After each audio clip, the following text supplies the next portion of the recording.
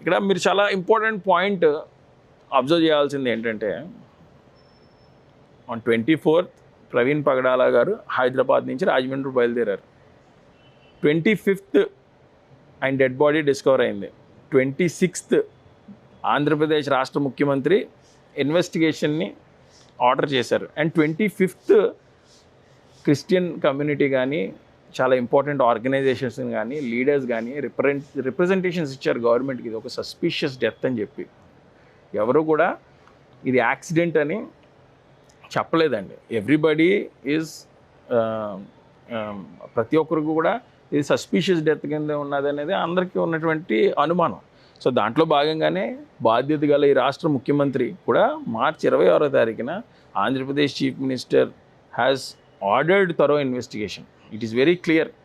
కోర్టుకి సబ్మిట్ చేసినటువంటి కొన్న కీలకమైన టైం లైన్ ఇది.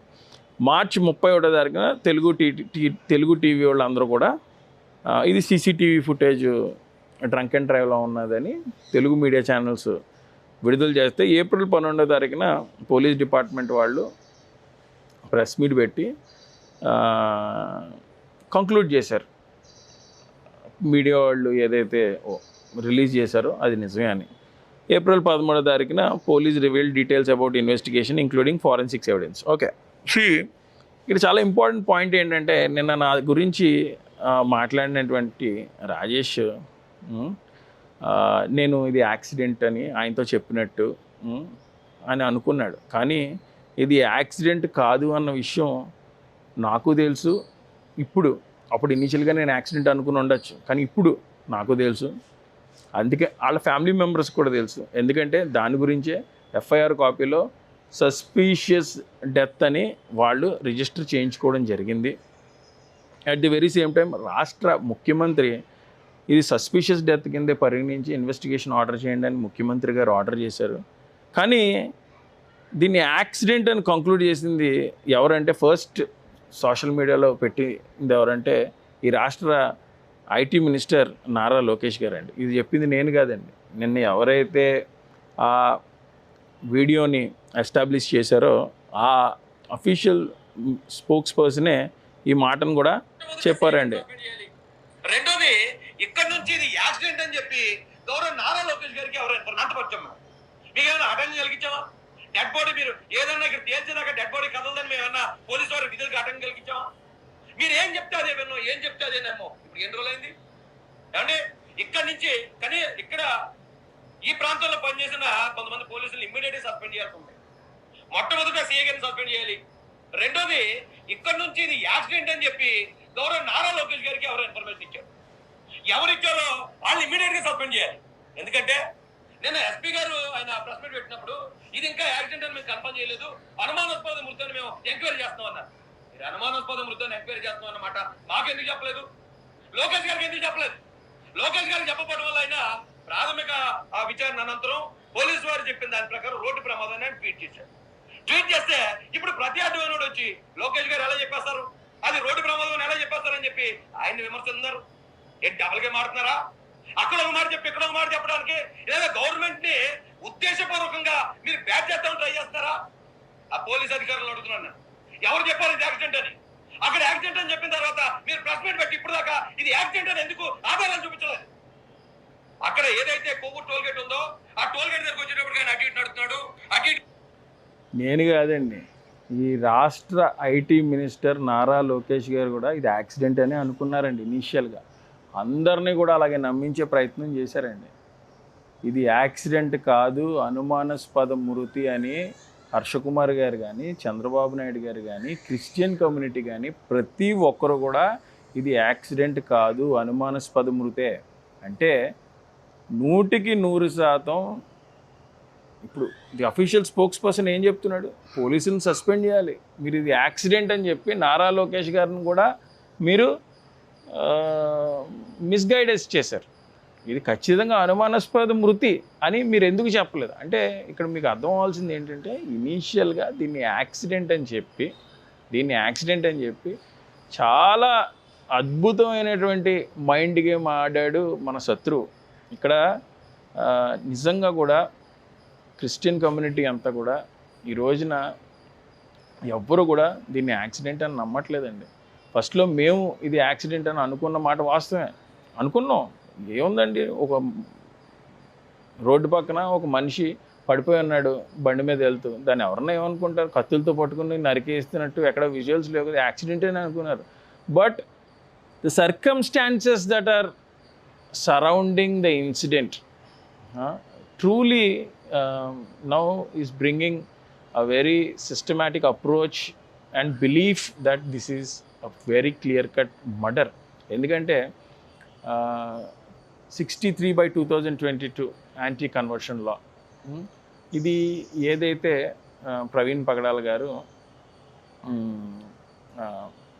Preaching of Christianity is not a crime ఆయన బిలీవ్ చేశాడో, ఏదైతే బీజేపీ పాలిత రాష్ట్రాలైనటువంటి ఉత్తరప్రదేశ్, ఉత్తరాఖండ్, హిమాచల్ ప్రదేశ్ అండ్ మధ్యప్రదేశ్ లాంటి రాష్ట్రాల్లో preaching of Christianity are converting from one religion to other religion is a crime అని ఒక గెడ్జెట్ రిలీజ్ అయిందో, వీటన్నిటి మీద కూడా పబ్లిక్ ఇంట్రెస్ట్ లిటిగేషన్ సుప్రీంకోర్టులో దాఖలై ఉంది.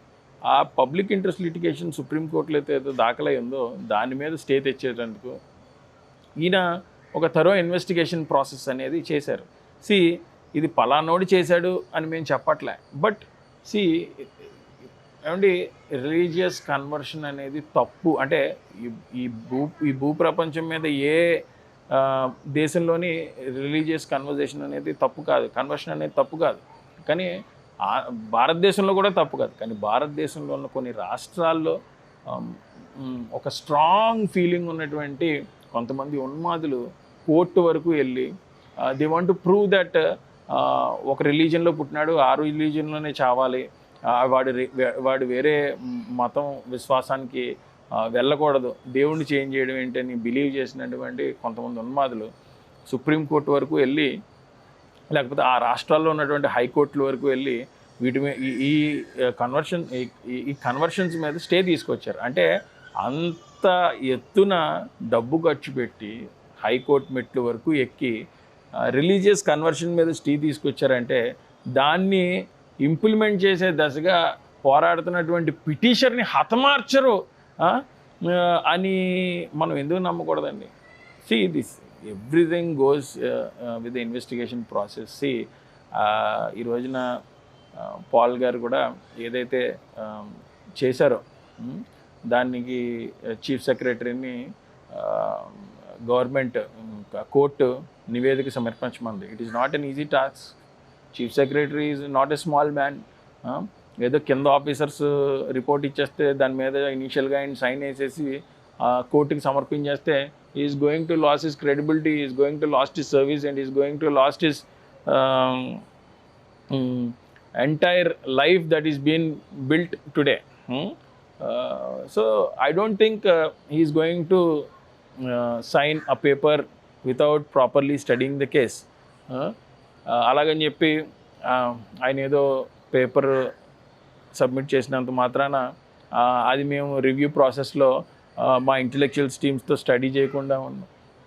ఖచ్చితంగా కూడా దీన్ని హైకోర్టులో పెద్దలందరూ చేస్తున్నారు. అలాగే నాన్నగారు హర్ష్ కుమార్ గారు కూడా దీని మీద సిట్టింగ్ జడ్జితో ఇన్వెస్టిగేషన్ ప్రాసెస్ని చేయాలి, రీపోస్ట్ మార్టం చేయాలని పోరాడుతున్నారు. బట్ నేను రాజేష్ గారికి కానీ లేకపోతే దీని మీద అగెయిన్స్ట్గా స్టేట్మెంట్స్ ఇస్తున్నటువంటి కొంతమంది ఇండివిజువల్స్ అందరికీ నేను చెప్పదలుచుకుంది ఏంటంటే, ఏమండి ఈ రోజున ఒక బాధాకరమైన రీతిలో ఒక మనిషి చనిపోయాడు. నేను చిన్నప్పటి నుంచి కూడా నా ఫ్రెండ్స్ అందరూ హిందూసే. ఈ ఇష్యూని మా స్కూల్ గ్రూప్లో పెట్టాను. ఒక పాస్టర్ గారు రోడ్డు పక్కన పడి చనిపోయారు అనుమానాస్పద రీతిలో అంటే నా ఫ్రెండ్స్ అందరూ కూడా ఒకటే మాట, అయ్యో అలాగలాగా జరిగింది, ఇది చాలా బాధాకరం, పోలీసులు ఇన్వెస్టిగేషన్ చేయాలి అని అన్నారు. అంతేగాని ఇది యాక్సిడెంట్ అని ఎవరు ఇది యాక్సిడెంట్ అయితే ఏంటి, మర్డర్ అయితే ఏంటి? ఒక మనిషి చనిపోయాడు కదా. చనిపోయినప్పుడు చాలామందికి అనుమానాలు ఉన్నాయి, ఇంక్లూడింగ్ పోలీస్ లాస్ కూడా ఏం చెప్తున్నాయి, 100 మంది కానీ ఒక డిబేట్కి వచ్చి పోలీసు ఇన్వెస్టిగేషన్ కంప్లీట్ చేసాం, ఎవరికన్నా ఏమన్నా అనుమానాలు ఉంటే రైజ్ చేయండి అంటే ఆ రోజున రాజమండ్రిలో పత్రికా విలేకరులు అందరూ పులుల్లాగా గర్జించారు. నిజంగా కూడా 100 మంది కానీ ఇన్వెస్టిగేషన్లో 99 మంది కానీ ఎస్ ఇది యాక్సిడెంట్ అని నమ్మి ఏ ఒక్కడికి ఇది మర్డర్ అని చెప్పి అనుమానాలు ఉన్న ఆ ఒక్కడి అనుమానాలని క్లియర్ చేయాల్సినటువంటి బాధ్యత పోలీస్ డిపార్ట్మెంట్ మీద ఉన్నదండి. It is not a small task. Investigation ప్రాసెస్లో నేను కొన్ని కాన్ఫిడెన్షియల్ విషయాలు నేను మీతో షేర్ చేసుకోలేను. మా దగ్గర ఉండాల్సినటువంటి ఎవిడెన్సెస్ మా దగ్గర ఉన్నాయి. అవి మళ్ళీ తిరిగి మీకు సబ్మిట్ చేయమంటే దొంగల చేతికి తాళాలు ఎందుకు ఇస్తాం? మీరు కోర్టుకి సబ్మిట్ చేయండి. ఇది కోర్టు ఏమని ఇస్తుందో చూద్దాం. ఇంకా there is a lot of నేను ఇంత స్ట్రాంగ్గా ముందే యాక్సిడెంట్ అనుకున్నాను, ఇంత స్ట్రాంగ్గా నేను ఇప్పుడు ఇది మర్డర్ అయి ఉంటుంది అని ఎందుకు బిలీవ్ చేస్తున్నానంటే, to be frank and honest, ఆ బండి అండి నేను అక్కడికి వెళ్ళి చూశాను, 70 కిలోమీటర్ల స్పీడ్లో లాక్ అయింది ఇంజిన్. మా మెకానిక్ రిపోర్ట్ ఇచ్చాడు అని ఐజీ గారు చెప్పారు కదా. 70 కిలోమీటర్ల స్పీడ్లో 200 కేజీలు బలమైనటువంటి బండి 6 అడుగులు లోయలో పడిపోతే బండి మీద చిన్న గీత కూడా పడలేదండి, కనీసం సిగ్నల్ లైట్ డ్యామేజ్ అవ్వలేదు. నిన్న ఆ వీడియో కూడా రిలీజ్ చేశాను నేను, అది నా ఫేస్బుక్లో ఉంటుంది చూడండి, జీవి శ్రీరాజ్ అని. అది ఎంత బాధాకరం అండి.